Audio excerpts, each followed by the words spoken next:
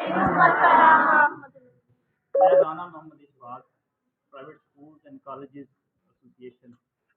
से बिलोंग करता हूँ। तो आज के प्रोग्राम के हवाले से डॉक्टर साहब की इस मेथडोलॉजी को मैं एजुकेशन में हूँ 30 साल से, लेकिन यकीन जानिए जिस असलूब पर जिस तरीक़ाकार से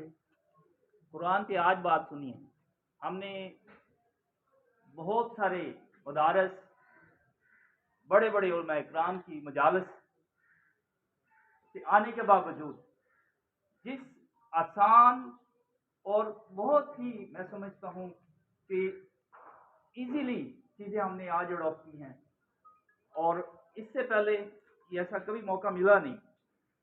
तो मैं बहुत मशहूर हूँ डॉक्टर साहब का कि इन्होंने एक नई राह दिखाई है, आसानी वाली। दिल चाहता था, कुरान से हर मुसलमान का एक ताल्लुक है और इसके नूर को हासिल करने की ख्वाहिश हर दिल में मौजूद है, लेकिन वो क्या होगा कि हमने तो वक्त ज़ाया कर लिया, वक्त गुजर चुका, तो वहाँ कैसे पहुँचेंगे। तो मुझे आज बड़ी खुशी हो रही है कि डॉक्टर साहब ने वो रास्ता में दिखाया कि जिस पे चलते हुए बड़ी आसानी के साथ हम कुरान को अपने सीनों में महफूज कर सकेंगे, उस रास्ते को पहचान सकेंगे जो असल मंशा है। रिसालत का मंशा क्या था? पैगाम खुदा को हम तक पहुंचाना था, और हमने उसे सिर्फ बरकत के लिए रखा हुआ था। और उससे इक्तिसाब करने का जो तरीका, उसे समझने का जो तरीका आज हमने यहाँ देखा है, मैं समझता हूँ कि ये हमें ज़रूर